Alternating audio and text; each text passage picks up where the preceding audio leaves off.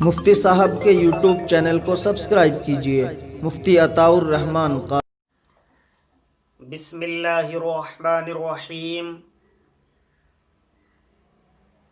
Saddam Hussein Rajasthan Jhunjhunu سے معلوم کرتے ہیں، کوئی عورت قرآن سیکھ رہی ہے، مثلاً وہ نورانی قاعدہ پڑھ رہی ہے، پھر اسے حیض آ گیا تو اس کو پڑھنا چاہیے یا نہیں؟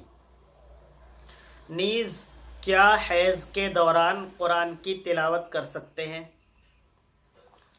دیکھیے صدام بھائی، حالت حیض میں قرآن کریم کو چھونا اور تلاوت کرنا جائز نہیں ہے۔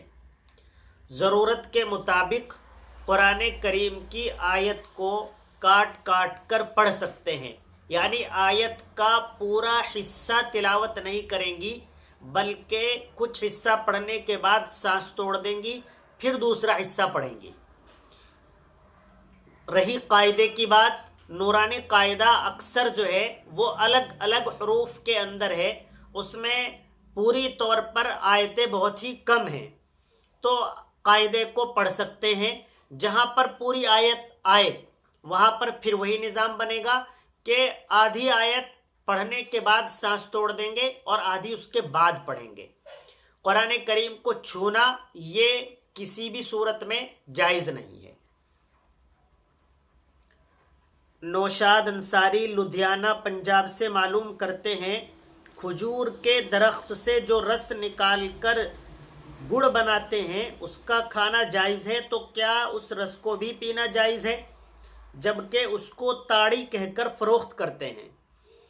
دیکھیے نوشاد بھائی، کھجور کے اندر سے یہ اس طرح کا ایک رس یا جوس نکلتا ہے اور وہ تاڑی بھی اس کو کہتے ہیں، یہ بھی آپ کی بات ٹھیک ہے۔ بہار اور بنگال کے کچھ ضلعوں کے اندر اس طرح کی یہ کھجور پائی جاتی ہے اور وہیں پر یہ رس وغیرہ نکالا جاتا ہے۔ اس کے بارے میں ہے کہ اسے نکالتے ہیں، جیسے صبح کو نکالتے ہیں تو صبح کے وقت اس میں نشہ نہیں ہوتا ہے تو اس وقت پینا جائز ہے، اور 10-11 بجے کے بعد اس کے اندر نشہ ہو جاتا ہے، پھر یہ حرام ہو جاتا ہے، جیسے شراب وغیرہ دیگر اشیاء جو نشہ آور چیزیں ہیں جیسے وہ حرام ہے، ایسے یہ بھی حرام ہو جاتا ہے۔ سمجھ میں بات یہی آئی کہ اگر اس رس کے اندر نشہ ہے تو پھر وہ جائز نہیں ہے، اور اگر نشہ نہیں ہے تو پھر اس کا پینا جائز ہے۔ مولانا بلال صاحب کا سوال ہے، موبائل پر دم کرنا، جھاڑ پھونک کرنا جائز ہے یا نہیں؟ دیکھیے مولانا، موبائل پر دم کرنا جس طریقے پر شریعت نے دم کرنے کی اجازت دی ہے قرآن کریم پڑھ کر، شریعت کے آئینے میں قرآن کے اندر جو جیسے سورہ فاتحہ کے اندر شفا رکھی گئی ہے، اس طرح کی آیات پڑھ کر اگر کوئی فیس ٹو فیس دم کر رہا ہے یہ جائز ہے، تو اسی طریقے پر فون پر بھی دم کرنے میں کوئی حرج معلوم نہیں ہوتا ہے۔ مولانا رضوان زاہدی کا سوال ہے، حاملہ عورت سے نکاح جائز ہے یا نہیں؟ اس میں دو مسئلے سامنے آتے ہیں۔ حاملہ عورت سے نکاح، ایک تو جس مرد نے اس عورت کو حاملہ کیا ہے اس سے نکاح، ایک کسی غیر مرد سے، یعنی حاملہ کسی اور نے کیا ہے اور نکاح کسی دوسرے مرد سے ہو رہا ہے۔ تو اگر جس شخص نے اس عورت کو حاملہ کیا ہے اس سے نکاح کی بات ہے تو یہ جائز ہے، بلکہ افضل ہے۔ ایسے عورت اور مرد جنہوں نے آپس میں زنا کیا ہو اور اس کے نتیجے میں حمل ٹھہر گیا ہو، ان دونوں کا نکاح کرا ہی دینا چاہیے۔ رہی بات دوسرے مرد کی تو وہ غیر درست معلوم ہوتا ہے، کیونکہ اس کے اندر بہت سارے شبہات سامنے آتے ہیں۔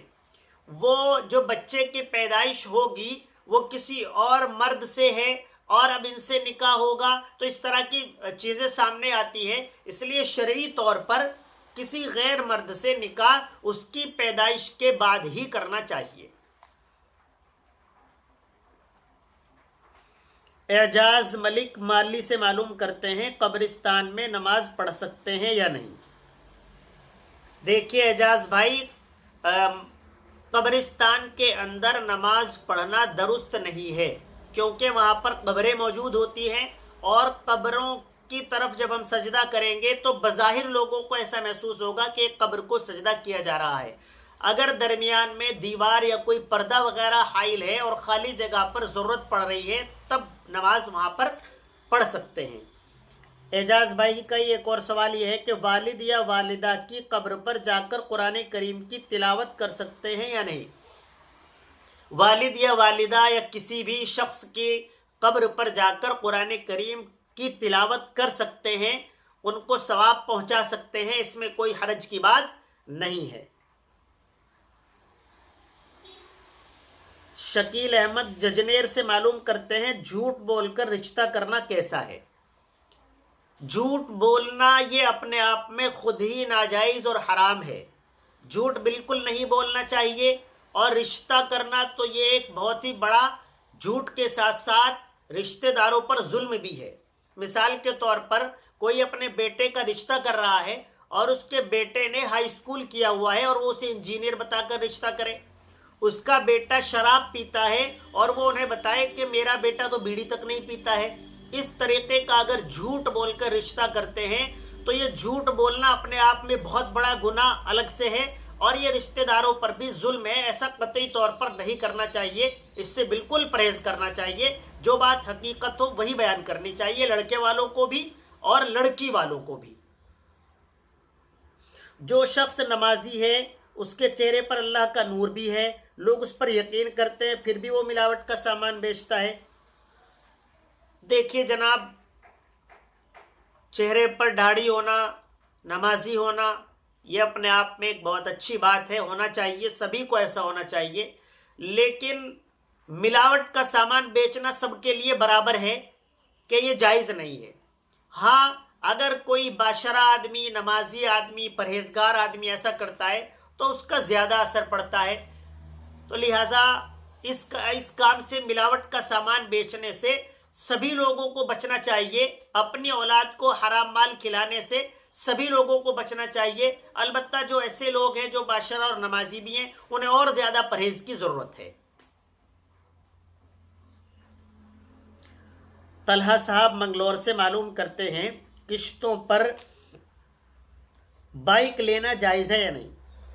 طلحہ بھائی، شریعت نے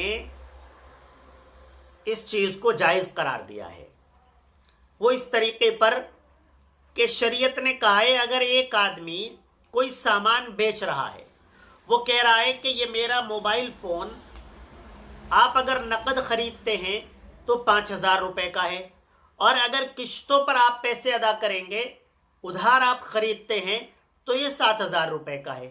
تو شریعت نے اس بیع کی اجازت دی ہے، اور یہ قسطوں پر بائک خریدنا یا قسطوں پر موبائل خریدنا بھی وہی شکل ہے کہ آپ اگر کمپنی سے ڈائریکٹ خرید رہے ہیں، کیش خرید رہے ہیں، تو آپ کو گاڑی 50,000 روپے کی مل جاتی ہے، اور اگر آپ قسطیں بندھوا رہے ہیں یعنی ادھار لے رہے ہیں تو وہ 62,000 روپے کی ہو جاتی ہے۔ تو یہ اوپر کے 12,000 سود نہیں ہوں گے، بلکہ یہاں پر وہی چیز آئے گی کہ نقد اتنے کی ہے، ادھار اتنے کی ہے۔ دانش حسن پور لوہاری سے معلوم کرتے ہیں عورتوں کے بالوں کی خرید و فروخت کیسا ہے؟ عورتوں کے بالوں کی خرید و فروخت قطعی طور پر جائز نہیں ہے۔ انسان کے عضو کو بیچنا، کسی بھی عضو کو بیچنا حرام اور ناجائز ہے، اور یہ بال بھی اسی کے اندر آتے ہیں، لہٰذا ان کی خرید و فروخت قطعی طور پر جائز نہیں ہے۔ دانش صاحب ملیح پور سے معلوم کرتے ہیں جمعے کے دن غسل کرنا واجب ہے یا مسنون ہے؟ دانش بھائی، جمعے کے دن غسل کرنا مسنون ہے، مستحب ہے، واجب نہیں ہے۔ فجر کی نماز کے بعد اور جمعے سے قبل غسل کرنے کا بہت بڑا ثواب ہے، اللہ کے نبی صلی اللہ علیہ وسلم سے یہ چیزیں ثابت ہیں۔ دانش بھائی کا ایک اور سوال ہے پیروں پر جانا کیسا ہے؟ پیروں پر جانے کی دو صورتیں ہیں، ایک تو یہ کہ کوئی آدمی پیر پر اس لیے جائے کہ پیر کے پاس جاؤں گا، قبر کے پاس جاؤں گا، وہاں اپنی مراد مانگوں گا، وہ مراد میری پوری ہو جائے گی قبر والے کی وجہ سے، یا وہاں پر کوئی چادر وغیرہ چڑھانا، ان سب چیزوں کو صحیح قرار نہیں دیا گیا ہے، بلکہ سب چیزیں غلط ہیں۔ البتہ قبور پر جانا، قبرستان جانا اور وہاں پر ایصال ثواب کرنا، اس میں کوئی حرج نہیں ہوتا ہے، لیکن وہاں جو خرافات ہو رہی ہیں، عورتیں بے پردہ جا رہی ہیں اور عورتیں اور نہ جانے کس کس طریقے کے وہاں پر معاملات کر رہی ہیں، وہ سب چیزیں ناجائز کے درجے میں آتی ہیں۔ گھر میں اگر بتی جلانا، گھر میں اگر بتی جلانے میں کوئی حرج نہیں ہے، اس میں کوئی پریشانے والی بات نہیں ہے۔ ساجد صاحب سہارنپور سے معلوم کرتے ہیں، اگر کوئی شخص حالت جنابت میں انتقال کر جائے تو کیا اس کو 2 غسل دیے جائیں گے؟ دیکھیے ساجد بھائی، شریعت نے مثال کے طور پر کسی کی وضو ٹوٹ گئی ہوا خارج ہونے کی وجہ سے اور پھر وہ سو بھی گیا، تو نواقص وضو میں 2 چیزیں ہو گئی، تو 2 چیزوں کے بعد بھی ایک ہی وضو ہوگی، ایک وضو سے وہ نماز پڑھ سکتا ہے، کوئی حرج نہیں ہے۔